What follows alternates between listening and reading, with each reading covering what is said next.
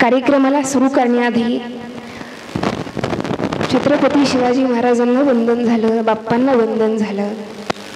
नवे नवे तर ज्यांच्या मंदिराच्या पुढे आपण बसलेलो आहोत, खऱ्या अर्थानं ते हनुमंतरायाचंही भजन झालं. पण ते तुकाराम महाराज सांगतात बघा, आम्ही गावे आणि तुम्ही कोणी काही न म्हणावे, ऐसे तवा आम्हा नाही सांगितले देवे. आता कीर्तन करणं म्हणजे फक्त कीर्तन करायचं किंवा इतर लोकांचं काम आहे का उभं राहिलेल्या? हा तरी म्हणा, नाहीतरी म्हणा, काहीतरी म्हणा, फक्त कीर्तन करायचंच काम आहे काय? तो पहिला तर निमित्त सांगायचीही गरज नाही. का बरं निमित्त सांगायची गरज का नाही?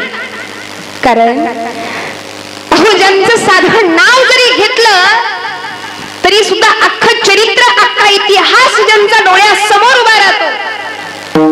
ज्यांचं साधं नाव जरी घेतलं तरी अंगावरती शहारे उभे राहतात. ज्यांचं साधं नाव जरी घेतलं तरी व्यक्तीच्या अंगातलं रक्त सळसळ करतं. अशा जगाच्या मालकाचा, जगातल्या एकमेव राजाचा आज काय आहे? आज त्यांची जयंती. कोण? राजाधिराज छत्रपती शिवाजी महाराज.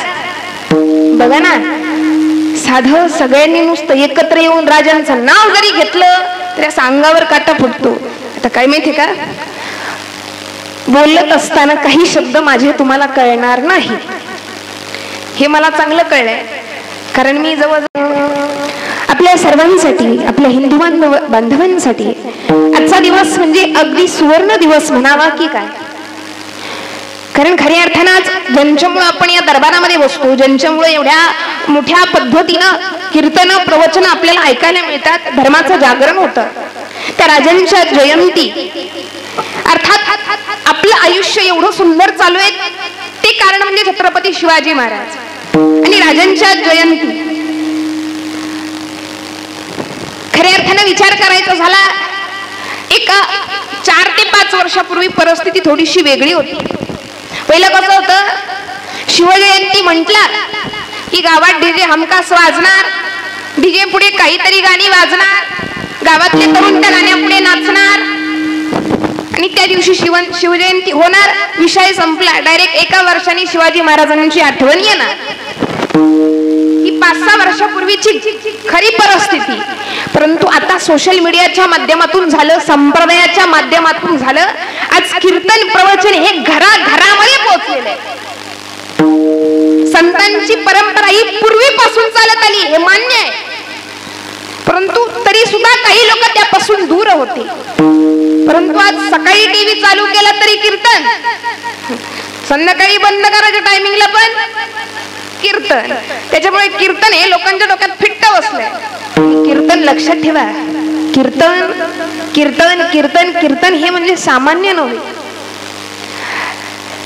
तेच कीर्तन ज्या कीर्तनामध्ये साक्षात भगवंत नाचत होता, तेच कीर्तन ज्या कीर्तनाच्या जोरावर छत्रपती हे मुघलांपासून वाचले. आता तो इतिहास मी नंतर सांगेलच. ही कीर्तनाची ताकद आहे मायबाप. म्हणून खऱ्या अर्थानं मी तुमच्या गावाचं काय म्हणतात ना ती करते, यातला प्रश्न नाही, पण एक अभिमान आहे. आजच्या तरुणाला कळतंय की शिवजयंतीला नेमकं काय पाहिजे, शिवजयंती साजरी कशी केली पाहिजे आणि अगदी त्यानुसारच आजचा तरुण पुढे चालतो. या गोष्टीचा मला अभिमान. खऱ्या अर्थानं थांबा, कीर्तनाला मला बोलवलं म्हणून आभार नाही, पण शिवजयंती निमित्त कीर्तन ठेवलं म्हणून सर्व तरुणांचा आभार. आता वाजवा.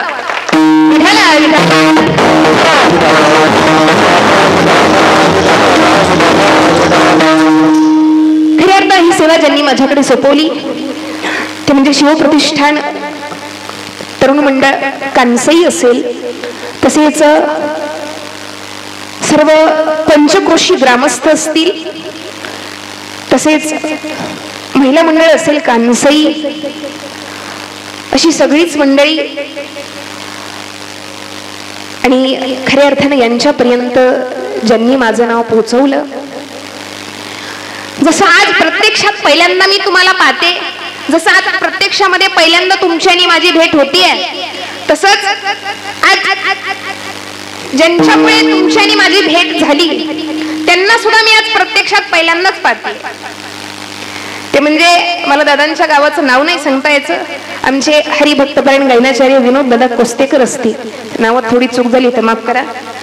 कोस्तेकर दादा असतील, तसेच सर्व ग्रामस्थ, भजनी मंडळ, सर्व महिला मंडळ, सर्व तरुण मंडळ, या सर्वांनी ही सेवा माझ्याकडे सोपवली, त्याबद्दल सर्वांचा आभार. विठ्ठलासाठी घेतलेला अभंग वंदनीय जगद्गुरु संत तुकाराम महाराज यांचा 4 चरणाचा.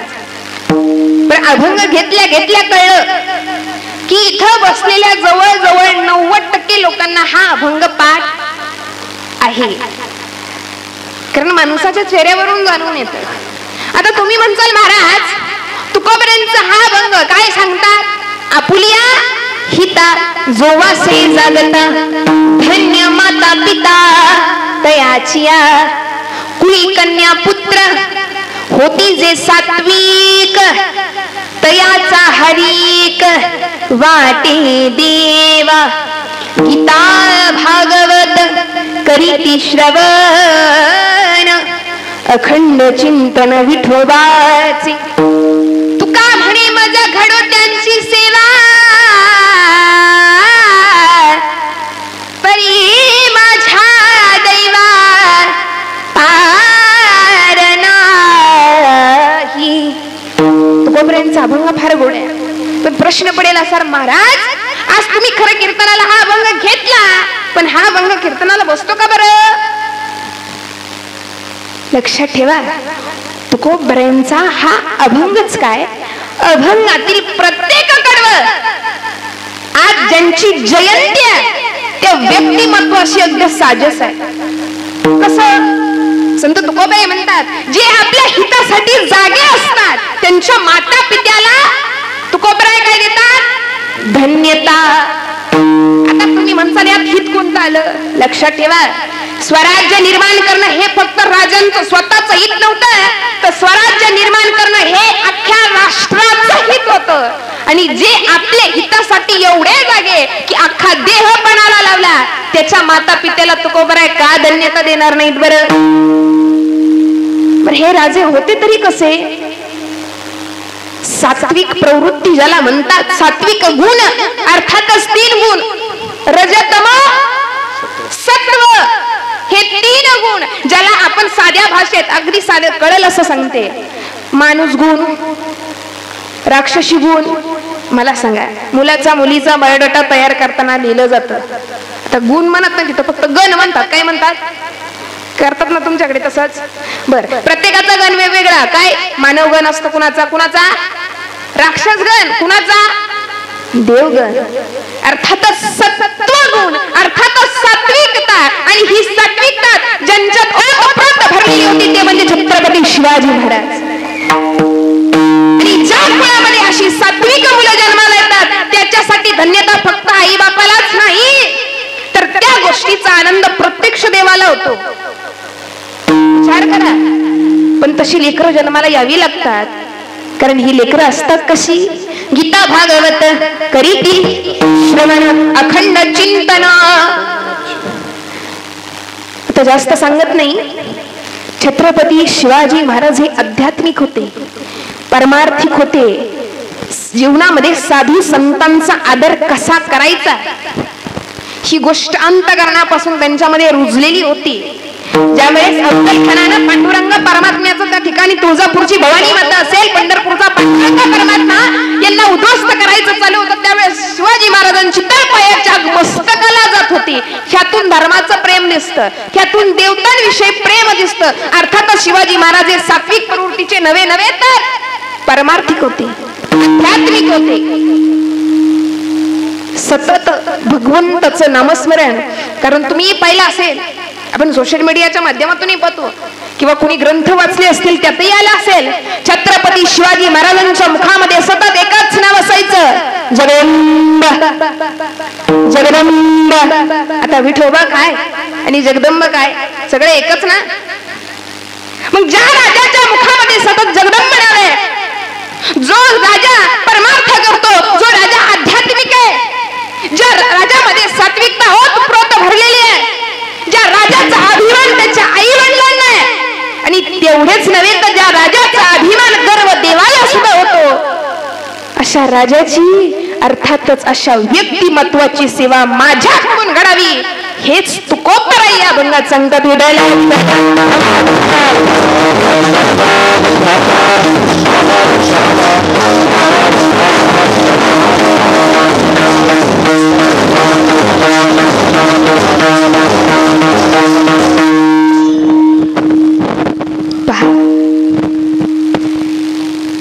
खऱ्या अर्थानं विचार करायचं झालं,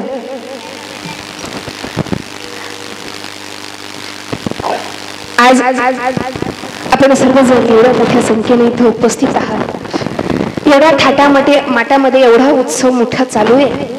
आज प्रत्येक गावोगावात वस्तीवर गल्ली गल्लीमध्ये हा उत्सव साजरा होतो. का बरं?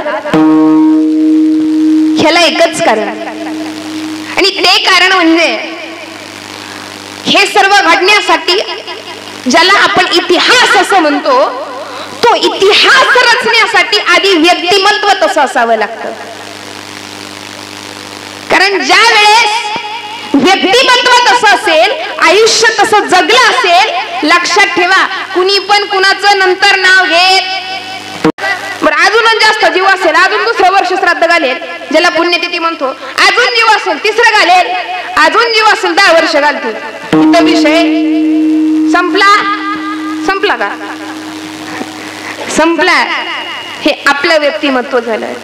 परंतु आज राजे जाऊन कितीतरी वर्ष झाले, पण तरी सुद्धा प्रत्येकाच्या मनामध्ये हृदयामध्ये राजांसाठी जागा आहे. कशामुळं? कार्य कसं होतं. छत्रपती शिवाजी महाराज हे धर्माने जगणारे होते, संस्कृती जपणारे होते. कारण लक्षात ठेवा, या संपूर्ण जगामध्ये सगळ्यात चांगली संस्कृती जर कोणत्या देशामध्ये असेल तर ती फक्त आणि फक्त आपल्या भारत देशात आहे. आणि बाहेरच्या देशातील सुद्धा काही जाणकार मंडळी आपल्या देशातील संस्कृतीचा अंगीकार करतात. पण आता उलटच झाले, आपल्या देशातील जवळजवळ 99% मंडळी बाहेरच्या देशातील संस्कृतीचा अंगीकार करत आहेत. मला सांगा, अगदी साध्या भाषेत, आपल्याकडे चांगले गुण असताना दुसऱ्याचे अवगुण घेण्याची काय गरज? व्यवहारातलं उदाहरण देऊन सांगते. पूर्वी लोक आपल्या मुलांना गुरुकुलमध्ये पाठवायचे. कुठं? गुरुकुलमध्ये पाठवायचे. बरं, गुरुकुलमध्ये गेल्यानंतर ती मुलं तिथं काय शिकायची? चांगले संस्कार त्यांच्यावर होत होते. समाजामध्ये वागायचं कसं, या समाजामध्ये राहायचं कसं, जगायचं कसं, थोरा मोठ्यांचा आदर करायचा कसा, हे त्या ठिकाणी त्या गुरुकुलामध्ये शिकवलं जात होतं. आणि त्यांना शिकवायला आचार्य होते. कोण? बोलत राहा. कोण होते? आचार्य, की ज्यांच्या आचरणाकडे पाहून विद्यार्थी स्वतः आचारशील बनत असत. आता काय झाले, आता आचार्य राहिले नाहीत आणि आचार पण संपले, आता प्राचार्य आहे. असं हे पूर्वीच होतं. मला सांगा, अगदी साधा प्रश्न, तुम्ही तुमच्या मुलांना बालवाडीमध्ये घालता? बालवाडी LKG HKG ला घालता? हो तरी म्हणा, असं बोला ना. बरं, ती मुलं तिथं गेल्यानंतर काय शिकतात? बरं, काय शिकतात? ती तसली किडमिडी गीतं शिकतात की जी किडमिडी गीतं मॅडमला धड कळत नाही, पोरांना कळत नाही, आणि घरच्यांना तर काहीच कळत नाही. अभिमान खूप वाटतो. एखाद्यानं जर विचारलं, काय नाना तुमची चिंगी शाळेत जाती का? शाळेत जाती का म्हणेपर्यंत नाना लगेच म्हणतात, अहो तर आमची चिंगी काय भारी गाणं म्हणती, म्हण ग चिंगी. चिंगीला मन म्हटल्यानंतर चिंगी पण लगेच म्हणते. चिंगी काय म्हणते माहितीये का? चिंगी म्हणते, jingle bell jingle bell jingle all the way, काही कळालं?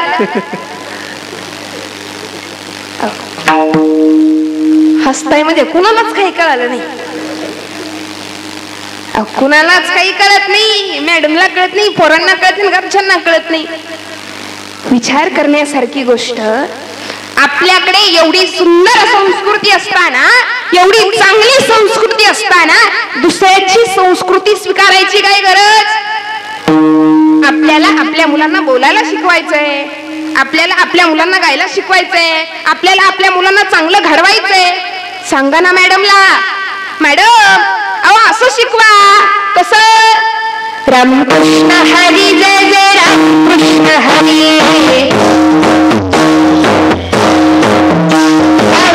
रामकृष्ण हरी जय जय रामकृष्ण हरी. रामकृष्ण हरी जय जय रामकृष्ण हरी. रामकृष्ण हरी जय जय रामकृष्ण हरी. रामकृष्ण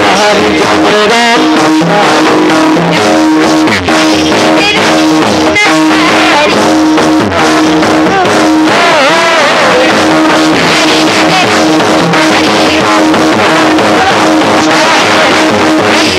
जय जय रामकृष्ण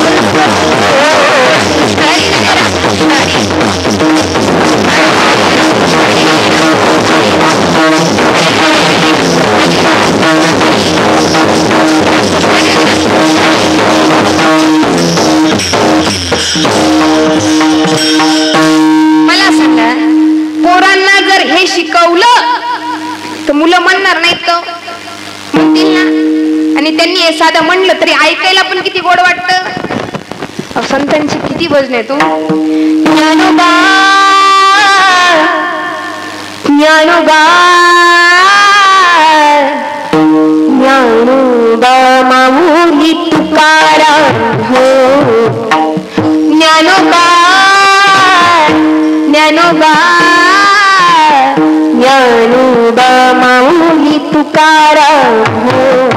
ज्ञानोबा ज्ञानोबा ज्ञानोबा ज्ञानोबा ज्ञानोबा ज्ञानोबा ज्ञानोबा ज्ञानोबा ज्ञानोबा ज्ञानोबा ज्ञानोबा ज्ञानोबा ज्ञानोबा माऊली तुकाराम हो. ज्ञानोबा माऊली तुकाराम. ज्ञानोबा माऊली माऊली तुकाराम. ज्ञानोबा माऊली माऊली तुकाराम. ज्ञानोबा ज्ञानोबा ज्ञानोबा माऊली तुकाराम तुकाराम. किती गोड वाटतं ऐकायला मला सांगा ना. पण हेच संस्कार, हीच भजनं जर लेकरांना शिकवली तर ती लेकरं सुद्धा म्हणतील चांगली संस्कृती आहे, तर ती चांगली संस्कृती जपण्याचा प्रयत्न करा. खोटं बोलत नाही. आनंद वाटला ज्यावेळेस इथं आले ना, कानावर शब्द पडले, हरिपाठ चालू होता, माऊलींच्या ताटीचे अभंग. अभिमान म्हणून सांगते, मला तुमचा खरंच अभिमान आहे. आज आमच्या भागात जर गेलं ना, आमच्या भागात जर गेलं, भजन करतात नाही असं नाही, मी नावं कधीच कोणाला ठेवणार नाही. भजन करतात, पण भजन करणारी मंडळी माझ्या अंदाजे सगळे 65-70च्या पुढची मंडळी असतात भजन करायला गावात. तरुण येतात पण मंदिराला फेरफटका मारून जातात, कोणी थांबत. आनंद वाटला. आज एवढी लहान लहान लेकरं जर ताटीचे अभंग म्हणत असतील तर आमच्या सारख्याने संस्कार तुम्हाला काय सांगावे. आधी चांगले संस्कार आहेत म्हणून लक्षात ठेवा, संस्कृती फार सुंदर आहे पण ती जपता आली पाहिजे. संस्कार चांगले करा, चांगली भजनं त्यांच्या मनावर उजवा, चांगलं शिकवा, तरच ती मुलं खऱ्या अर्थानं पुढे चांगलं घडतील. कारण खोटं बोलत नाही नारदाच्या गादीवर. आज संप्रदायामध्ये असणारी कोणतीही व्यक्ती घेऊन चला, त्या लेकराला जर लहानपणापासून संप्रदायाचे विचार, संप्रदायाचे तत्व जर त्याच्या मनावरती बिंबवलेली असली ना, ते लेकरू आयुष्यात परत कधीच वायाला जाणार नाही. ही संप्रदायाची ताकद आहे.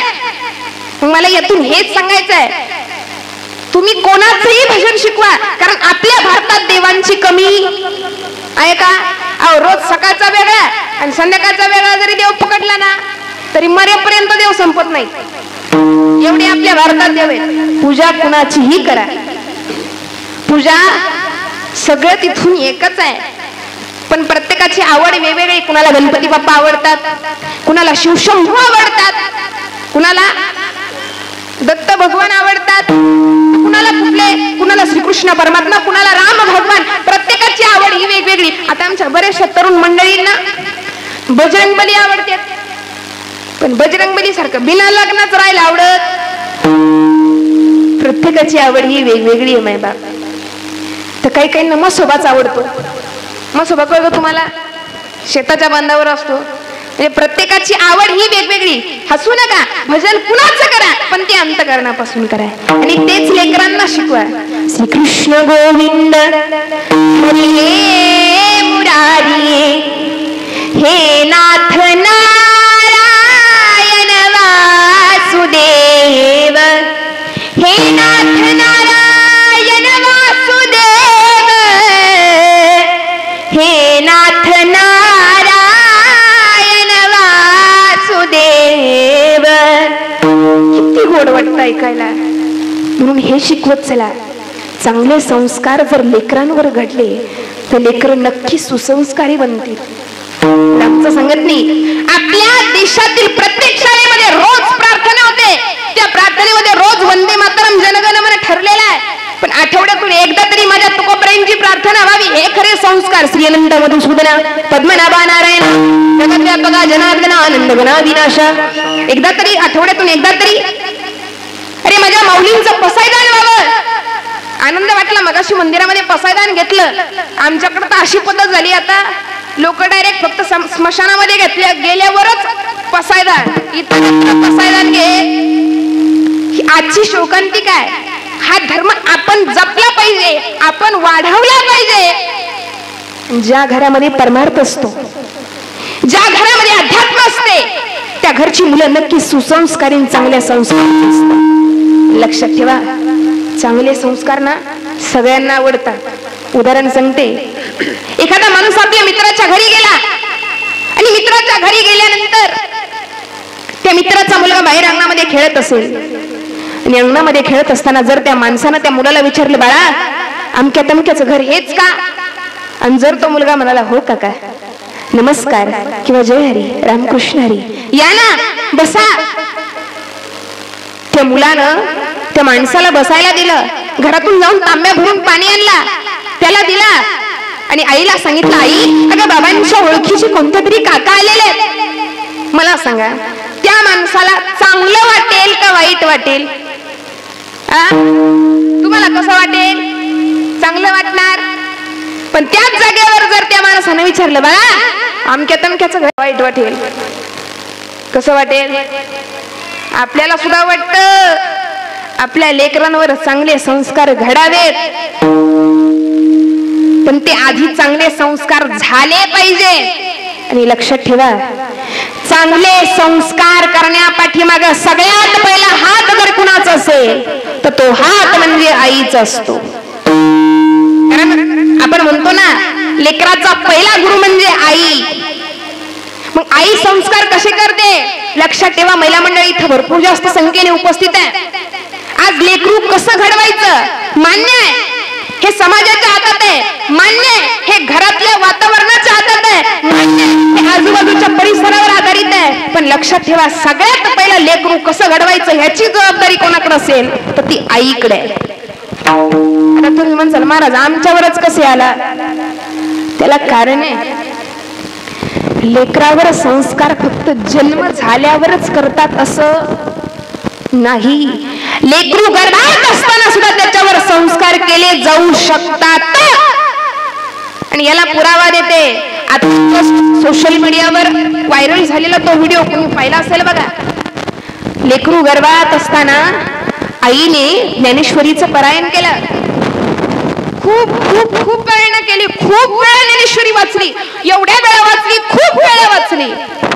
आज ते लेकरू 4 वर्षाचं आहे. किती 4 वर्षाचं आहे. पण एवढ्याशा त्या 4 वर्षाच्या लेकराची संपूर्ण ज्ञानेश्वरी मुखोद्गत आहे. कशामुळं? मला सांगा, 4 वर्षाच्या लेकराला नेमकं कळतं तरी काय हो? काय कळतं? काहीच कळत नाही. त्याला वाचता येतं का काही बोलता येतं? मग आज 4 वर्षाच्या लेकराची जर ज्ञानेश्वरी मुखोद्गत असेल तर त्याच्यावर संस्कार करणारी व्यक्ती कशी असेल? आज लेकरू गर्भात असताना फक्त ज्ञानेश्वरी वाचली आणि तेच संस्कार लेकरावरती झाले. लेकरू 4 वर्षाचं होतात, संपूर्ण ज्ञानेश्वरी मुखोद्गत. ह्याला म्हणतात गर्भसंस्कार. ते कसे करतो हे संपूर्ण आईवर डिपेंड असतं. कारण लांबचं सांगत नाही, शास्त्राला धरून सांगते. भागवत कधी वाचून पहा, पहिल्याच खंडात दिलेला. ज्याला प्रल्हाद प्रल्हाद प्रल्हाद प्रल्हाद आपण म्हणतो, ज्या प्रल्हादासाठी देवाने अवतार घेतला तो प्रल्हाद कोण होता? साक्षात हिरण्यकश्यपू नावाच्या राक्षसाचा मुलगा. परंतु असं झालं, लेकरू प्रल्हाद गर्भात असताना, आई कयाधूच्या गर्भात असताना हिरण्यकश्यपू त्या ठिकाणी तपासाठी निघून गेला. राज्य एकटं पडलं. इंद्रानं स्वारी केली आणि इंद्रानं स्वारी केल्यानंतर त्या ठिकाणी सगळ्या राज्याची नासधूस केली. सगळं आपल्या कब्ज्यात घेतलं, सगळं स्वतःजवळ घेतलं आणि त्या ठिकाणी पोटाशी असलेल्या त्या कयाधूला घेतलं आणि फरफटत चालवलं. पण वाटेत नारदांनी अडवलं. अरे किती मोठं पाप करतोयस, अरे देवाच्या नावाला कलंक आहेस तू. असं ज्यावेळेस वाटलं ना, इंद्राने पटकन तिचा हात सोडला. माफ करा, चुकलो मी. पण आता माघारी जाता येत नव्हतं. मग त्या ठिकाणी नारद महर्षींनी त्या कयाधूला त्या ठिकाणी आपल्या जवळ ठेवलं, आपल्या पर्णकोटीमध्ये ठेवलं. वाईट वाटेल, कसं वाटेल? आपल्याला सुद्धा वाटतं आपल्या लेकरांवर चांगले संस्कार घडावेत, पण ते आधी चांगले संस्कार झाले पाहिजे. आणि लक्षात ठेवा, चांगले संस्कार करण्यापाठीमाग सगळ्यात पहिला हात जर कुणाचा असेल तर तो हात म्हणजे आईचा असतो. कारण आपण म्हणतो ना, लेकराचा पहिला गुरु म्हणजे आई. मग आई संस्कार कसे करते? लक्षात ठेवा, महिला मंडळी इथं भरपूर जास्त संख्येने उपस्थित आहे. आज लेकरू कसं घडवायचं मान्य आहे, हे समाजाच्या हातात आहे. मान्य आहे, हे घरातल्या वातावरणाच्या हातात आहे. मान्य आहे, हे आजूबाजूच्या परिसरावर आधारित आहे. पण लक्षात ठेवा, सगळ्यात पहिला लेकरू कसं घडवायचं ह्याची जबाबदारी कोणाकडे असेल तर ती आईकडे. आता तुम्ही म्हणसाल, महाराज आमच्यावरच कसे आला? त्याला कारण आहे, लेकरावर संस्कार फक्त जन्म झाल्यावरच करतात असं नाही. लेकरू गर्भात असताना सुद्धा त्याच्यावर संस्कार केले जाऊ शकतात. आणि याला पुरावा देते, आता सोशल मीडियावर व्हायरल झालेला तो व्हिडिओ तुम्ही पाहिला असेल बघा. लेकरू गर्भात असताना आईने ज्ञानेश्वरीचं पारायण केलं. खूप खूप खूप वेळेनं केली, खूप वेळा ज्ञानेश्वरी वाचली, एवढ्या वेळा वाचली, खूप वेळा वाचली. आज ते लेकरू 4 वर्षाचं आहे.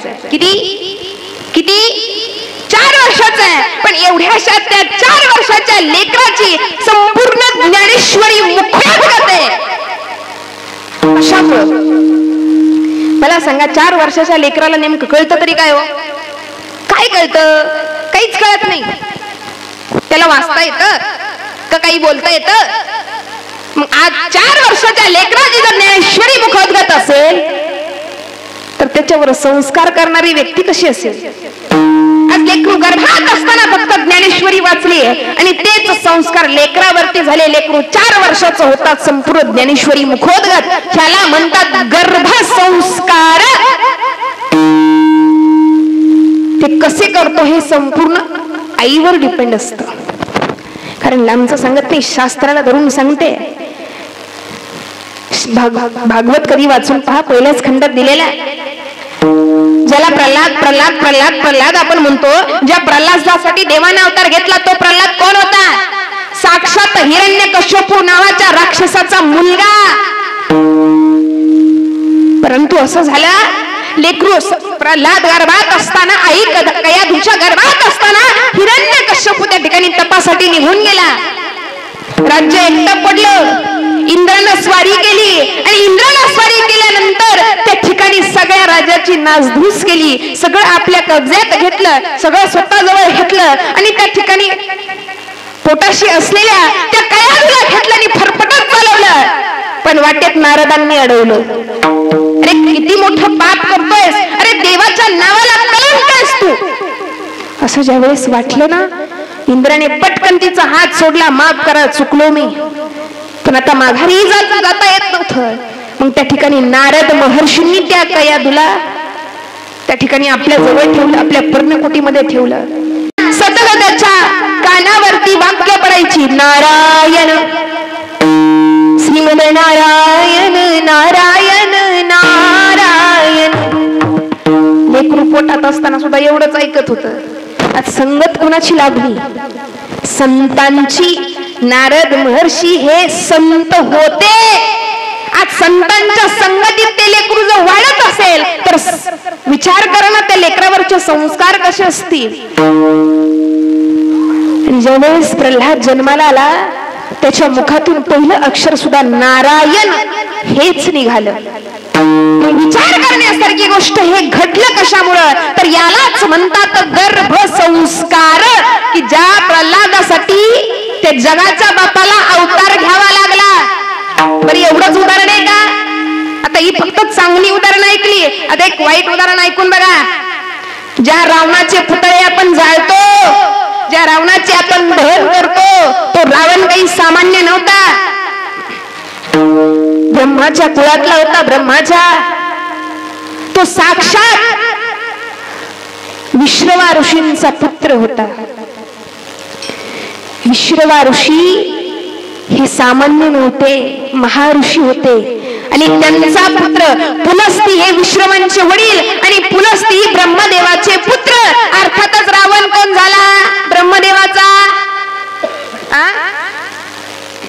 तुमच्याकडे असतात ना पंजोबा, खापर पंजोबा, परतून, खापरतून, त्या नात्यातला होता रावण, ब्रह्मदेवाचा. एवढा मोठा रावण ह्या कुळातला. परंतु विश्रवा ऋषींच्या आधीच्या पत्नीपासून कुबेर जन्माला आले. कोण? ज्यांची आपण पूजा करतो लक्ष्मी पूजनला, ते कुबेर जन्माला आले. आणि कुबेर जन्माला आल्यानंतर ते वाढत असताना सगळा राज्य कारभार लंकेचा कुबेराकडे गेला. आणि मग कुबेरानं जेवढी राज्यामध्ये जेवढी आसुर होते, राक्षस होती, सगळ्यांना बाहेर काढलं. राक्षस जातीला राग आला. राग, आम्हाला बाहेर काढलं, आमच्यावर अन्याय केला, आता याचा बदला घ्यायचा. त्यावेळेस सुमाली नावाचा राक्षस, की जो रावणाचा आजा, ज्याला आपण आजोबा म्हणतो, त्या सुमालीची मुलगी कैकशी. आता नावावरूनच तुम्हाला कळत असेल ती असेल कशी. मला सांगा, कैकशीचा समानार्थी शब्द काय? काही सांगता येईल? कैकशीचा समानार्थी शब्द नाही सांगता येत. औदसा. आता कळली? आता पण नाही कळली. जिला औदसा म्हणतो ती कैकशी, रावणाची आई. काही नावाप्रमाणे स्वभावालाही तशीच होती. विश्रवा ऋषींचे लग्न केलं, आणि लग्न केल्यानंतर ज्यावेळेस रावण गर्भामध्ये राहिला, गर्भामध्ये रावण असताना तिच्या डोक्यामध्ये फक्त एक विचार, काय? माझ्या मुलाला मी असं घडवेल, माझ्या लेकराला मी असं घडवेल की या देवांचा नायनाट करून टाकेल, ही सगळी लंका ताब्यात घेईल, त्या देवतांना इथून खडाडून लावेल. एवढंच तिच्या डोक्यात. कधी? रावण गर्भात असताना. होता कोण? ऋषींचा पुत्र. पण संस्कार कसे लागले? लेकरू गर्भात असताना आईच्या डोक्यात वाईट विचार होते. लेकरू जन्माला आल्यानंतर तेच विचार त्या लेकरामध्ये आले. त्या रावणानं कुबेराकडून राज्य हिसकावून घेतलं आणि त्याला कामाला ठेवलं. बर, हे घडलं कशामुळं? ज्याला आपण गर्भसंस्कार म्हणतो. पर एवढीच उदाहरणं तुम्ही ऐकली. अरे आज ज्यांच्या जयंती निमित्त आपण सर्वजण इथं बसलेलं, आज ते राजे घडले कशामुळे? त्याला आपण कारण गर्भसंस्कार. गर्भसंस्कार का सांगते? आज राजांची जयंती आहे आणि इथं बसणाऱ्या प्रत्येक मातेला वाटतं आज छत्रपतींसारखं लेकरू माझ्या पोटाला यावं, आज छत्रपतींसारखं लेकरू माझ्या पोटी जन्म घ्यावं. पण त्यासाठी जसे जिजाऊ साहेबांनी राजे गर्भात असताना संस्कार केले, तसेच संस्कार या ठिकाणी होणं गरजेचं आहे. नाही बा, तरच लेकरू कसं जन्माला येईल. उगाच लेकरू कुठे कसं पण जन्माला येत. ज्या वेळेस छत्रपती शिवाजी महाराज हे आऊसाहेबांच्या गर्भामध्ये होते, आता ह्याच्या पाठीमागची कहाणी खूप मोठी आहे, फार दिवसापूर्वी, फार वर्षापूर्वीपासून सगळ्यांच्या मनात हेच बिंबलं होतं, स्वराज्य आलं पाहिजे.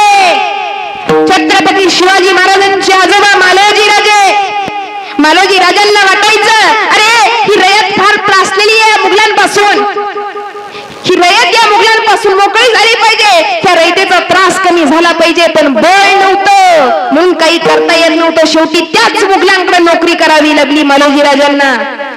पण एवढ्यावर थांबलं काय, पण स्वप्न अजून डोक्यातून गेलेलं नव्हतं. त्यानंतर शहाजी राजेही तेच काम करत होते, पण डोक्यात एकच, स्वराज्य मिळालं पाहिजे, स्वराज्य मिळालं पाहिजे, माझा देश या मुघलांपासून मुक्त झाला पाहिजे, बास जीवनाचं सार्थक झालं.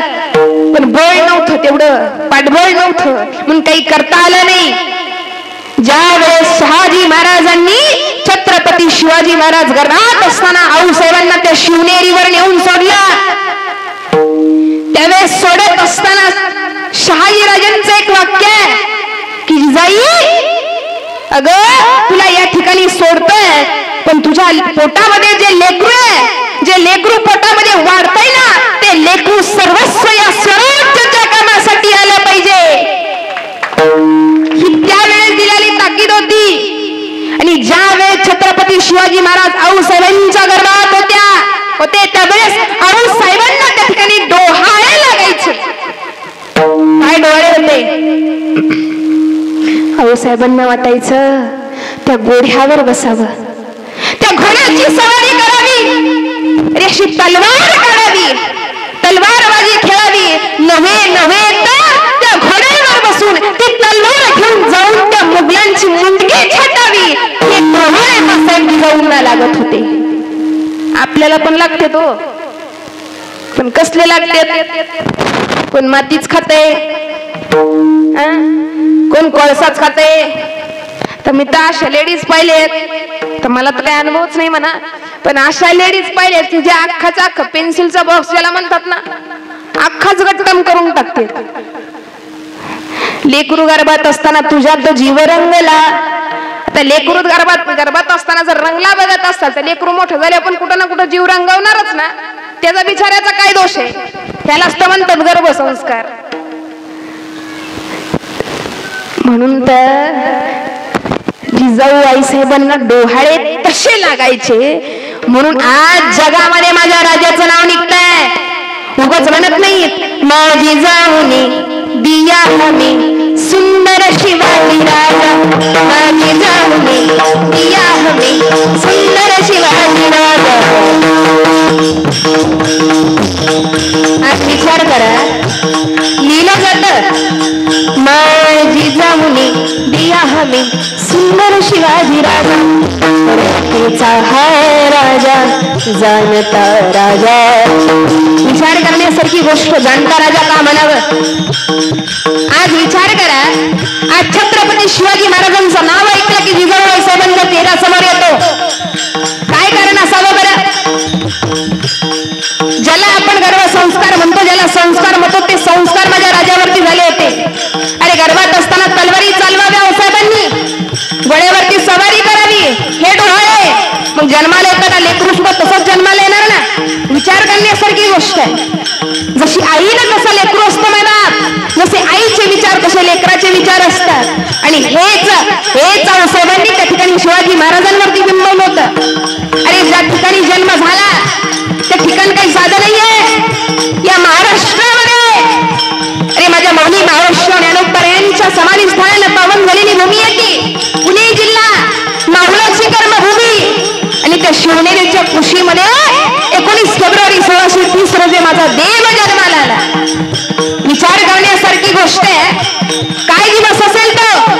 अरे ज्या वेळेस माझा राजा जन्माला आला ना, त्यावेळेस अख्खी दया, अख्खी प्रजा, अरे सगळ्यांना वाटू लागले आता स्वराज्य आलं, स्वराज्य माझं निर्माण होणार, आता आपल्याला मुक्ती देणारा कोणीतरी जन्माला आलाय. अरे सगळ्या जगाला आनंद होत होता. लक्षात ठेवा, एखादा लेकरू जन्माला ज्यावेळेस येतो ना, त्यावेळेस तो आनंद फक्त त्या घराला होतो, तो आनंद फक्त त्या कुटुंबाला, त्या नातेवाईकांना. पण ज्यावेळेस देव अवताराला येतो ना धर्माच्या कामासाठी, त्याचा आनंद सगळ्या संतांना, सगळ्या जगाला होतो. जात असतो. विचार करा काय तो दिवस असेल. जिल्हा पाळणा बाळ शिवाजीचा, जिल्हा पाळणा बाळ शिवाजीचा.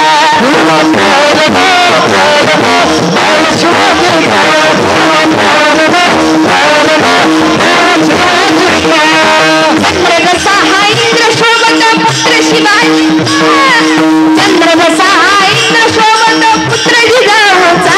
जिल्हा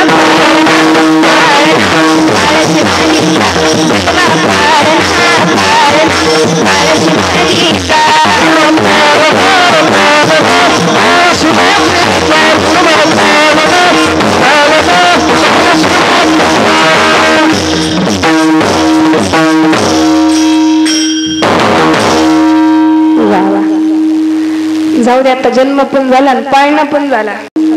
सांगायचं तात्पर्य मला एवढंच. मी मगाशी सांगितलं रे, व्यक्ती निघून गेला, वर्ष 2 वर्षात माणूस त्याला विसरून जातं. पण आज राजे जाऊन 350 पावणे 400 वर्ष झाली तरी प्रत्येकाच्या मनात राजे का बरं? त्याला कारण आहे. ओ माय बा, राजांवरती असणारे संस्कार, राजांनी केलेलं कार्य आणि ते कार्य लक्षात ठेवा. आपण म्हणतो चंद्र सूर्य असेपर्यंत माझ्या राजाची ख्याती, पण या नारदाच्या गादीवर उभी राहून सांगते, अरे जोपर्यंत माझ्या राजाची ख्याती आहे तोपर्यंत चंद्र सूर्य. म्हणून लक्षात ठेवा, त्यासाठी लेकरावरती संस्कार होणं हे फार गरजेचं आहे. जसे संस्कार ना तसं लेकरू घडत असतं मैबा. पण आजचे संस्कार, आज मीही कॉलेज करते, आज आमची बरीचशी तरुण मंडळी कॉलेजला जात असतील. त्या कॉलेजच्या आसपासच्या परिसरात जरी साधं गेलं ना, त्या कॉलेजमध्ये जरी साधं गेलं ना, आमची बरीचशी तरुण मुलं अरे एकमेकाच्या नावावरून हाक मारत नाही, डायरेक्ट बापाचं नाव घेतात. कुठं चालली आहे संस्कृती? कुठे चालले आहेत संस्कार? अरे राजांनी सांगितलं काय, आपण करतोय काय? पूर्वी कसं होतं माहितीये का? पूर्वी लोक डोळ्यानं पोरांना दापत होती. दापत कळतं ना? हा, डोळ्याने दापत होती. वडिलांनी जर असे डोळे वटारले ना, पोरग समजून जायचं वडील रागवलेत, काही बोलायला. पोरग मान खाली घालून निघून जायचं. विचार करण्यासारखी गोष्ट आज तोच प्रसंग. वडिलांनी, लक्षात ठेवा, वडिलांनी डोळे वटारले काय, अख्खे डोळे जरी काढून पोराच्या हातात ठेवले तरी ते पोरग भिणार, घाबरणार, ते सहज म्हणून जाईल. म्हाताऱ्याला काय कळतंय? ही आजची परिस्थिती आहे. हे आजचे संस्कार झालेत माय बाप. म्हणून आज कुठं चाललोय आपण? मला यातून एवढंच सांगायचंय तुम्हाला, आज घडलं काय पाहिजे आणि घडतंय काय. पूर्वी वडील असे उभे असताना, आज प्रभू रामांचं चरित्र कधी वाचून पहा. वडील जर पुढे असले ना, असं डोळे वर करून सुद्धा त्यांच्याकडे पाहत नव्हते. ही पूर्वीची संस्कृती होती. परंतु आज सहज त्याच बापाला आणि त्या आईला माणूस घराच्या बाहेर काढतो. ही आजची संस्कृती झाली. मग आज माझ्या राजांनी नेमकं शिकवलं काय? अरे छत्रपती शिवाजी महाराजांचं अख्खं आयुष्य आपल्यासाठी गेलं. नव्हे तर शहाजी राजे आणि जिजाऊ मासाहेबांची स्वप्नपूर्ती करण्यात गेलं. काय? राजा स्वराज्य आलं पाहिजे, राजा आपलं स्वराज्य आलं पाहिजे, एवढीच हाक. ज्या वेळेस छत्रपती शिवाजी महाराज त्या अफजल खानाला भेटायला निघाले होते ना, त्यावेळेस सगळ्यांच्या डोळ्यात पाणी होतं. पाणी म्हणण्यापेक्षा सगळ्यांना वाटत होतं पुढचा क्षण कसा असेल आणि कसा नाही. परंतु आई म्हणणाऱ्या जिजाऊ आई साहेब, अरे डोळ्यात पाण्याचा काही एक टिपका नाही डोळ्यामध्ये. जिजाऊ आई साहेब म्हणतायत, राजा चाललाय खरं, पण विजयी होऊन आला पाहिजे. आणि जर ते नाहीच घडलं तर अफजल खान सुद्धा वाचला नाही पाहिजे. आज आई लेकराला म्हणती, तुम्ही नाही आला तरी चालेल, पण अफजल खान जिवंत राहायला नाही पाहिजे. केवढं धाडस म्हणावं. आजची आई आजच्या पोराला म्हणती, घाळू जा बर का, पडशील बर का, लागेल बर का. त्यावेळेची आईच वेगळी होती. काय धाडस म्हणावं जिजाऊ साहेबांचं. अरे मनामध्ये स्वप्न बिंबलं होतं स्वराज्याचं, आणि तेच स्वप्न माझे शिवाजीराजे पाहत होते आणि आपल्या आई वडिलांची स्वप्नपूर्ती स्वराज्य घडावं यासाठी अख्खं आयुष्य घालवलं या रयतेच्या कल्याणासाठी. उगाच म्हणत नाही दिला वचन मा साईबा वचन पूर्ण करी, दिला वचन मा साईबा वचन पूर्ण करी. बाई माझा ग शिवबारा जाग बसला घोड्यावरी. बाई माझा शिवबारा जाग बसला घोड्यावरी. बाई माझा शिवबारा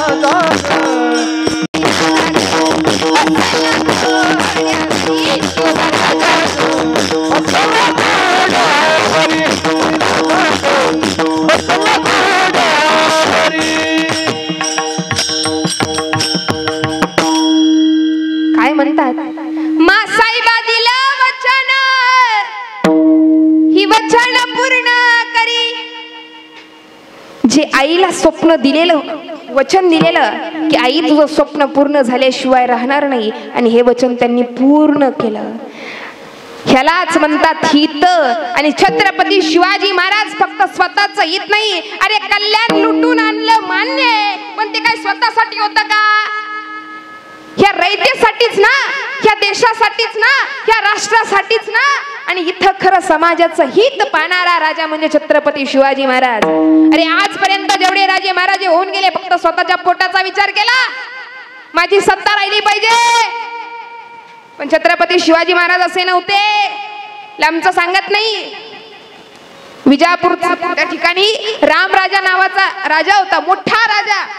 आणि तो राजा 5 शायांबरोबर लढत होता. त्याची फौज मोठी होती, 5 लाख पायदळ होतं, 1 लाख घोडदळ होतं. एवढी सेना कुतुबशाही असेल निजामशाही असेल ह्या 5 शायांबरोबर लढत होती.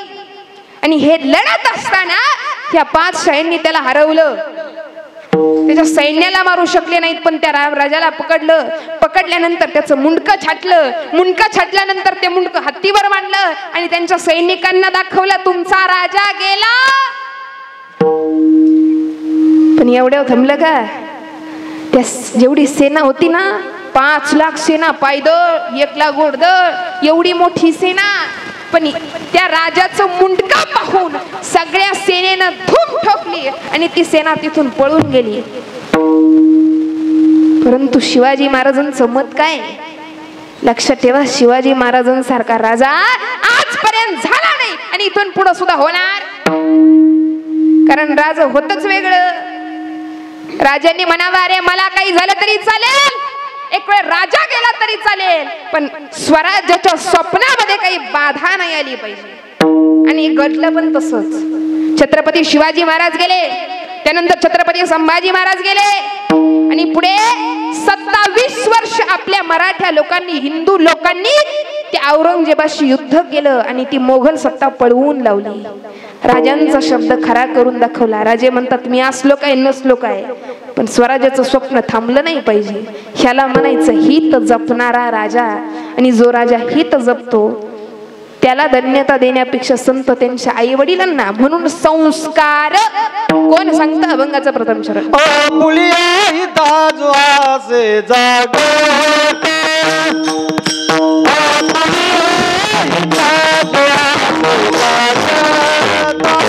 सद्गुरु वाचोनी ना म्हणे हाता साधने साधिता. सद्गुरु शिवाय नाम मिळू शकत आणि नामाशिवाय देव कळू शकत नाही. जसं पत्नी शिवाय संसार होऊ शकत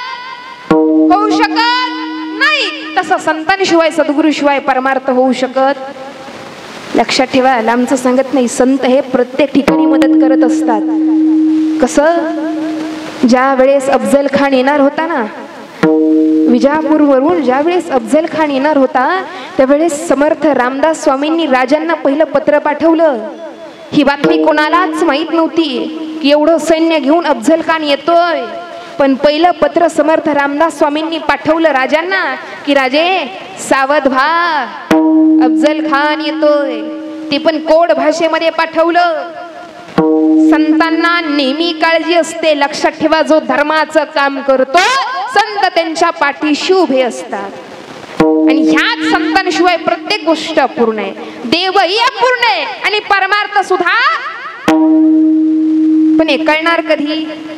जीवनात संत महत्वाचे, भगवंत महत्वाचा, नाम महत्वाचं, पण आपण अडकतो दुसऱ्यातच, ज्याला आपण साध्या भाषेत संसार म्हणतो.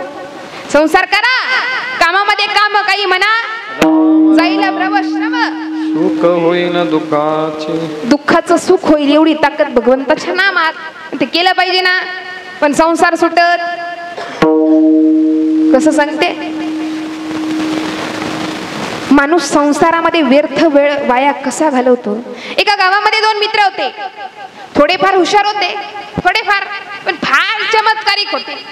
त्या दोघांचेही आई वडील त्या दोघांनाही सांगायचे, अरे काळू, अरे बाळू, नीट राहावं, चांगलं खावं, चांगलं प्यावं. पण ही दोन्ही काय ऐकत? ही दोन्ही काही खायची, काही प्यायची, कुठं लोळायची. त्यामुळे एक दिवस त्या बाळूच्या हातापायाला झाली खरूज. खरूज कळते तर जुन्या माणसांना माहित असेल बघा. खरूज हा असा आजार, तो एकदा हातापायाला झाला की माणसाचं आपलं सारखं खरखर खरखर खरखर खरखर खाजवायचं काम आपलं चालू. तो आजार त्याला जडला. आता हा काळू पण त्याचाच मित्र. काळू हा मूळचा शेंबडा, त्यामुळे त्याचं नाक सारखं बरोबर बरोबर बरोबर बरोबर. पण एक दिवस दोघे बसले असताना तो काळू बाळूला म्हणाला, काळू जरा जास्तच आगाऊ होता, तो म्हणला, बाळू, म्हणला आज आपण एक पैंज लाव. म्हणला कशाची पैंज लावायची? म्हणला हे बघ, तू तुझी ती खरूज किती खाजली तरी खाजवायची नाही, आणि मी माझा शेंबूड किती खाली आला तरी पुसणार. झाली हो पैंज लागली. अर्धा तास गेला, तास गेला. आता मात्र काय बाळूला दम. कधी ते खाजवलं असं झालं होतं, राहावे नाच तर पैंज तर मोडायची नाही, डोकं चालवलं. तो बाळू काळूला म्हणतो, अरे तुला माहितीये का शिवाजी महाराजांच्या काळात लढाया कशा व्हायच्या? अरे छत्रपती शिवराय लढायचे कसे तुला माहितीये का? तुम्हाला कसे रे लढायचे? म्हणला अरे आपल्या राजांचं सैनिक थोडा, राजांचं सैनिक थोडा, पण म्हणजे मुघलांचं खूप सैनिक. पण आपल्या राजांचं थोडं सैनिक त्या मुघलांच्या सैन्यावर असं तुटून पडायचं, असं तुटून पडायचं. अरे तुला काय सांगू, काय तो ढालीचा आणि तलवारीचा खडखडाट खडखडाट खडखडाट खडखडाट असं करून त्यांनी आपली सगळी खरूज खाजून त्याचं काम तर झालं. तर ही गोष्ट काळूच्या डोक्यात आली, पण तोपर्यंत फार उशीर झाला. काळूच्या नाकाचा ओघळ पार तोंडापर्यंत आला होता. आता तो पुसावं तर लागणार, पण पैंज मोडायची नाही. तर हा काही कमी हुशार नव्हता, त्यानं थोडं डोकं चालवलं. म्हणलं अरे छत्रपती शिवाजी महाराजांच्या काळातली लढाई तू सांगितली, म्हणा तुला माहितीये का भारताचं आणि पाकिस्तानचं युद्ध कसं झालं? म्हणलं कसं रे झालं? म्हणलं अरे भारताचं विमान असं गेलं की पाकिस्तानचं विमान असं जायचं. वा वा उशीर झाला. कसं? भारताचं विमान असं गेलं की पाकिस्तानचं विमान असं करून त्यानं आपला कार्यक्रम उरकून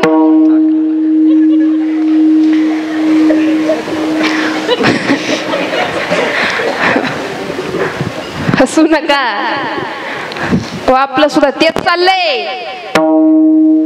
कसं? ही संसार रूपी खरूज खाजवण्याद्वारेच आपण आपला देह वायाला घालवत आहोत. व्यर्थ बडबडणं. मला सांगा सकाळचं कामावर दिवसभर काय काम? अरे काम असेल तरी कामामध्ये भगवंताचं नाम यावं. पण आपलं काय होतं? तुकोबराय सांगतात, मी नाही पुरावा.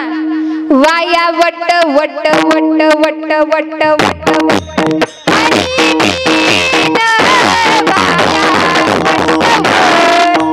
वा वा वा, एकदा जोरदार सगळ्यांसाठी टाळ्या झाल्या पाहिजेत. आता लक्षात ठेवा, टाळी कुणासाठी वाजवायची? माफी मागून अंतकरणापासून सांगते बरं का. ज्यानं गायलं किंवा ज्याने एखादा छानसा बोल वाजवला, एखाद्यानं छानशी चाल गायली, त्याच्यासाठी टाळी वाजवायची नाही. मग टाळी वाजवायची कुणासाठी? तर त्या व्यक्तीमध्ये असणारी जी कला आहे त्या व्यक्तीमध्ये असणारी जी सरस्वती माता आहे, टाळी वाजवायची तिच्यासाठी. विठाला विठाला.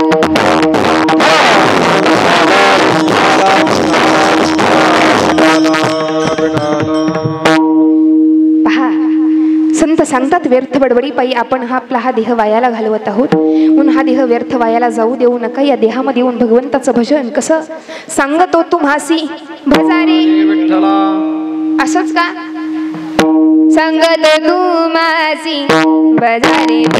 त्या अर्थानं विचार करायचं झालं, वेळ झालेली आहे, वेळेच्या पुढेही जाता येत नाही. परंतु कसं आहे माहितीये का,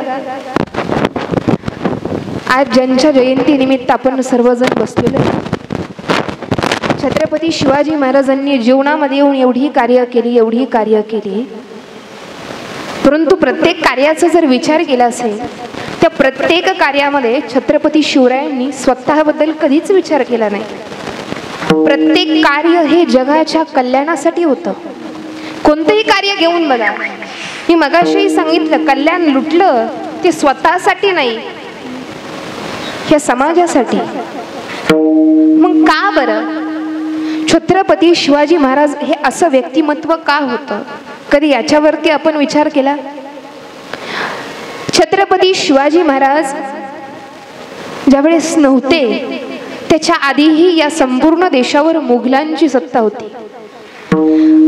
सगळे मुघल आपल्या लोकांचा छळ करीत होते आणि खऱ्या अर्थानं एवढा छळ की तो सहन न होण्यासारखा. माया बहिणींच्या किंकाळ्या ह्या काळजाला घर करणाऱ्या होत्या.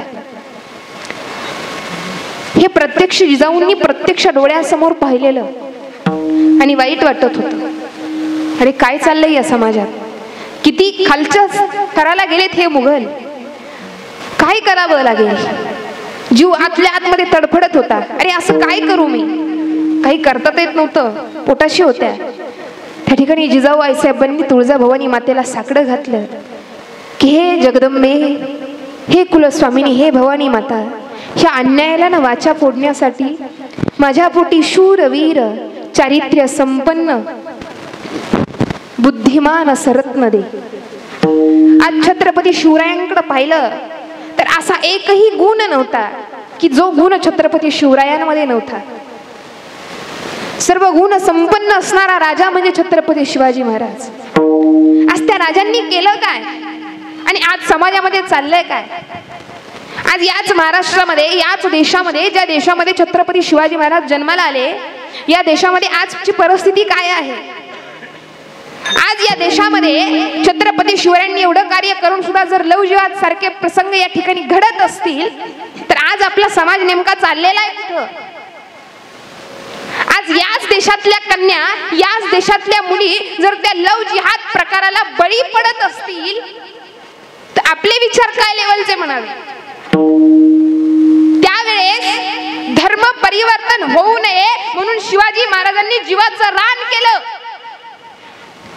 पण आज सहज सहज या मुली किंवा हा समाज त्या मार्गावर जातोय, त्याला काय कारण असावं? आज प्रत्येक तरुणाचा विचार केला तर विचार करा, छत्रपती शिवाजी महाराजांनी जो रस्ता आपल्यासाठी दाखवून ठेवलाय, अंतकरणाला, हृदयाला हात लावून सांगा, खरंच आपण त्या रस्त्यावर जात आहोत का? खरंच त्या मार्गाने चालत आहोत का? अरे जीवनामध्ये छत्रपती शिवाजी महाराजांप्रती अशी आस्था असावी, एखादं वाईट काम जर करायला गेलं ना, चटकन छत्रपती शिवाजी महाराजांचं दृश्य समोर यावं. नको, हे कार्य करायला नको. माझ्या राजाने आजपर्यंत माझ्यासाठी केलं काय आणि आज मी काय करतोय? जीवनामध्ये एवढं जरी घडलं ना तरी खरी शिवजयंती मायबाप. या ठिकाणी बसणारा प्रत्येक तरुण, या ठिकाणी बसणारा प्रत्येक व्यक्ती जर खऱ्या अर्थानं छत्रपती शिवाजी महाराजांनी सांगितलेल्या रस्त्यावर चालला, धर्मानं वागला, न्यायानं वागला, नीतीनं वागला तर खऱ्या अर्थानं त्या दिवशी शिवजयंती आहे. काय पाहिजे छत्रपतींना आपल्याकडून? अजिबात काही नाही. शिवजयंती थाट अजिबात नाही. अरे फक्त त्यांचे विचार सांभाळा. आज त्या प्रसंगावर विचार करा, एका मुलीचे जर 35 तुकडे केले जात असतील तर आज आपला भारत देश नेमका चाललेला आहे कुठं? कधी हा विचार करण्याचा प्रयत्न केलाय? बरं, याला पर्याय आहे ना पर्याय. मगाचपासून सांगत आले, संस्कार चांगले ठेवा, आपलं लेकरू चांगलं घडवा. माझ्या पोटी जन्माला येणारं लेकरू सुद्धा माझ्या शिवरायांचाच मावळा व्हावा, हे लेकरू पोटात असताना आईला वाटावं. म्हणून संस्कार चांगले घडवा मायबाप. कारण छत्रपती शिवाजी महाराज, अरे राजांचं चरित्र पाहिलं, चारित्र्य पाहिलं, जास्त सांगत नाही, सांगताना अंग अवकाटा येतोय. ज्यावेळेस छत्रपती शिवाजी महाराज गेले ना, त्यावेळेस औरंगजेबाचा एक सरदार दिल्लीला धावत गेला आणि तो आपल्या सरदाराला म्हणतो, औरंगजेबाला म्हणतो, हुजूर हुजूर बड़ी खुशी की खबर लाया हूँ हुजूर. अरे क्या खबर है? अरे हुजूर, अरे तुमने जिन्हें पकड़ने के लिए जंग जंग पछाड़े, अरे जिसने तुम्हारे दिमाग में शैतानी नंगा नाच उठाया, अरे जिसने अफजल खान जैसे सरदार को फाड़ डाला, वो मराठों के सरदार छत्रपति शिवाजी राजे भोसले आज अल्लाह को प्यारे हो गए. अरे क्या कह रहे हो? औरंगजेबानं म्हणावं, जसं ही बातमी कळली ना, त्या तख्तावरून औरंगजेब धडधड धडधड धडधड खाली उतरून आला आणि खाली उतरून येत असताना तो खाली बसला. डोक्यातला तो हिरवा टोप काढला आणि जमिनीवरती ठेवला. आणि जमिनीवरती ठेवला असताना तो औरंगजेब नमाज पडतोय आणि नमाज पडत असताना त्या भगवंताला म्हणतो, हे अल्लाह, ए मेरे परवरदिगार, हे मेरे गरीब नवाज, आज तक तेरे इस इस्लाम के बंदे ने सिर्फ तेरी बंदगी की है, जिंदगी भर तुझसे कुछ नहीं मांगा, आज तक तुझसे कुछ नहीं मांगा, लेकिन आज ए खुदा, ए परवरदिगार, तेरे दरबार में कुछ मांग रहा हूँ. ए मेरे मालिक, आज तेरे दरवाजे खुले रखना, क्योंकि बहु बेटियों की इज्जत बचाने वाला राजा आज तेरे पास आ रहा है. असं म्हणून खडकन औरंगजेबाच्या डोळ्यामध्ये पाणी आलं. अरे राजा गेला एवढं कळताच दुश्मनाच्या डोळ्यात पाणी, आणि मुखात जर एवढे शब्द येत असतील तर राजाचं चारित्र्य कसं असेल, व्यक्तिमत्व कसं असेल, विचार करण्यासारखी गोष्ट. अरे त्या कल्याणच्या सुभेदाराची सून एवढी गोड, एवढी सुंदर, पण नजराणा म्हणून आणलं असताना शिवाजी महाराजांनी खाली उतरून यावं आणि तिचं रूप पाहिल्यानंतर म्हणावं, माझी आई, आमच्या आऊसाहेब जर तुमच्या इतक्या सुंदर असत्या ना, तर आम्ही सुद्धा तितके सुंदर जन्माला आलो असतो. विचार करा, इथेच थांबा.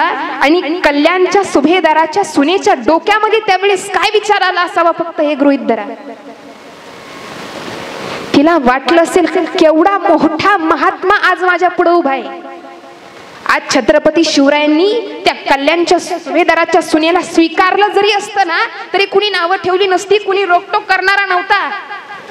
चालत होतो त्यावेळेस अनेक विवाह होत होते, पण राजाने चारित्र्य कधी सोडलं नाही. अरे एवढे माझ्या राजांचे विवाह झाले. एक दिवस सहज छत्रपती शिवराय आऊसाहेबांपाशी बसले असताना आऊसाहेब म्हणतात, काय करावं लागतंय?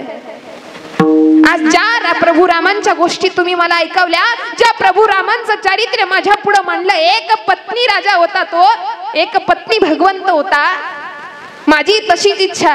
पण आऊसाहेब सांगतात, नाही राजा, नाही शुभा, अरे आपल्याला स्वराज्य घडवायचंय रे, त्यासाठी लोकांना एकत्र आणणं खूप गरजेचं आहे, नाही म्हणू नको. त्यावेळी छत्रपती शिवाजी महाराजांनी एवढे विवाह केले. आपल्याला बोलायला काय जातं? लक्षात ठेवा, आज माझ्यापेक्षा तुम्ही ज्ञानी आहात, श्रेष्ठ आहात, वयाने मोठे आहात.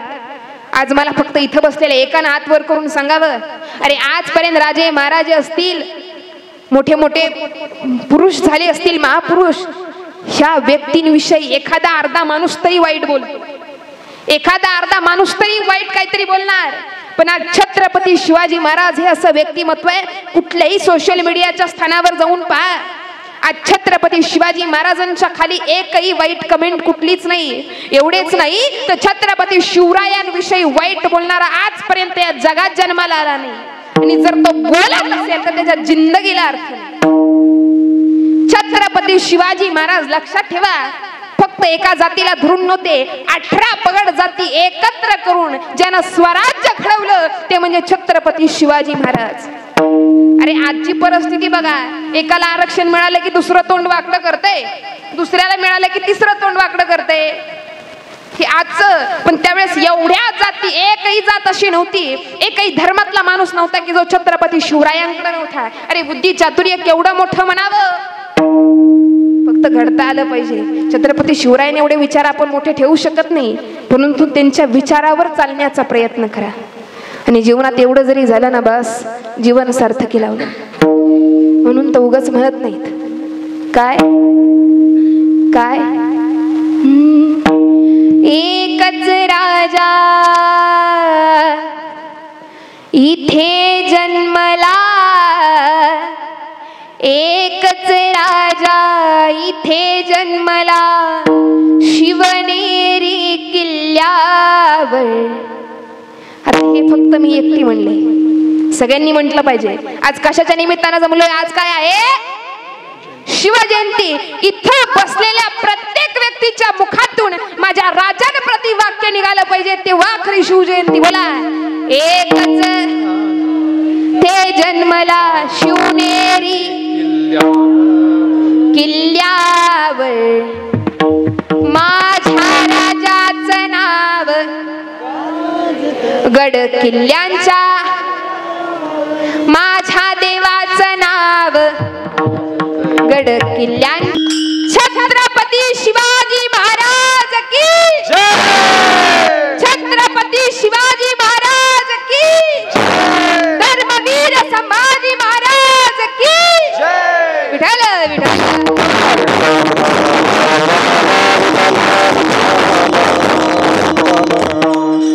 विचार करा, एवढंच ऐकलं ते अंगावर काटे उभे राहते. साधं ऐकून ज्या वेळेस छत्रपती शिवाजी राजांच्या काळात लोक असतील, राजाने एखादा पराक्रम केला तर किती ऊर भरून येत असेल. आमच्या स्वराज्यातल्या महिला अशा काही होत्या, अरे राजानं एखादं काही जरी कार्य केलं ना तरी डबडब डबडब असे पाण्याने डोळे डबडबायचे त्या माऊलीचे. आणि माऊळे तर एवढे निष्ठावंत, तुकोबर एक प्रमाण वापरतात बघा, स्वामी काज गुरुभक्ती पितृवचन स्वामी काज म्हणजे काय? अरे माझ्या राजांचे मावळे एवढे निष्ठावान, एवढे निष्ठावान. अरे माझ्या राजांनी जर एखादं कार्य सांगितलं, माझ्या राजांनी जर एखादं काम सांगितलं, जीव गेला तरी भेट नाही, पण माझ्या राजाचं काम झालं पाहिजे. ही निष्ठा होती मावळ्यांची.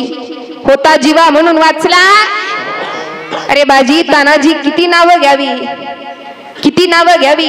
सगळे सहभागी झाले स्वराज्यामध्ये, काहींनी प्राण गमवले, काहींनी प्राण गमवले. याला म्हणायचं निष्ठा, याला म्हणायचं स्वामी काज, मालकाचं काम. छत्रपती शिवाजी महाराजांची फक्त माणसांवर निष्ठा. अरे राजे गेले, वाग्या नावाचा पुत्र अन्न पाणी ताक केलं आणि ज्या अग्निकुंडामध्ये राजे होते त्याच अग्निकुंडामध्ये प्रवेश केला. अरे त्या मुख्य प्राण्याला कळावं राजा कसा होता.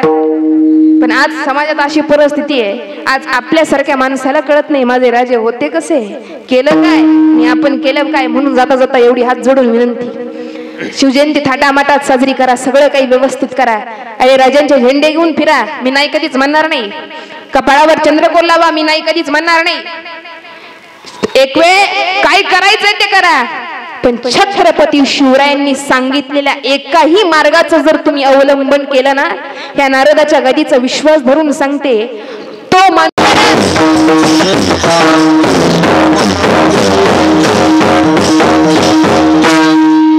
पहा खऱ्या अर्थानं ज्यांनी सेवा सोपवली, संपूर्ण कानसई ग्रामस्थ असतील, पंचकृषी ग्रामस्थ असतील, नाही असू द्या, त्याला काही म्हणू नका, त्यांनी अगदी वेळेत सुरू केले. असो सर्व ग्रामस्थ तसेच शिवप्रतिष्ठान तरुण मंडळ असेल, सर्वांच्या चरणी साष्टांग दंडवत, सर्वांचा आभार. तसेच ज्यांनी सेवेसाठी खूप सुंदर अशी साथ दिली ते म्हणजे सर्व आमचे गायनाचार्य मंडळी, हरिभक्त प्रणामचे कुस्तेकर दादा असतील, तसेच हरिभक्त परायण कचरे, हरिभक्त परायण करचे का कचरे, कचरे हरिभक्त परायण आमचे करचे दादा असतील. तसेच ज्यांनी सुंदर अशी मृदुंगाची साथ दिली, हरिभक्त परायण हरिभक्तगण दळवी दादा असतील त्यांचाही मनापासून आभार. विनेकरी आमच्या ताई असतील, पाठीमागे उभे असलेले सर्व वाळकरी टाळकरी सर्व माळकरी सर्वांच्या चरणी साष्टांग दंडवत. छोटी छोटी लेकरं जेवढी असतील त्यांच्या चरणी साष्टांग दंडवत. आमच्या ताई कीर्तनाला उभं राहिलेल्या त्यांच्यासाठी त्यांचाही आभार. तसेच सर्वांच्या चरणी साष्टांग दंडवत. खूप सुंदर अशी सर्वांनी साथ दिली. ज्यांची माईक सिस्टीम आहे त्यांचंही मनापासून आभार. तसेच सगळ्यात मोठा आभार म्हणजे तुमचं. आणि एक सांगायला खरंच आनंद वाटतो, कीर्तन होता होता सांगते बरं का मी, मला ही गोष्ट आधी पण सांगता येत होती पण कीर्तन शेवट होताना सांगते. काल मला फोन आला आणि फोन आल्यानंतर मी अगदी एवढं अंतकरण भरून आलं, एवढा आनंद वाटला. मी हृदयाला हात लावून सांगते, छत्रपती शिवाजी महाराजांना साक्षी ठेवून सांगते, खरंच आनंद वाटला.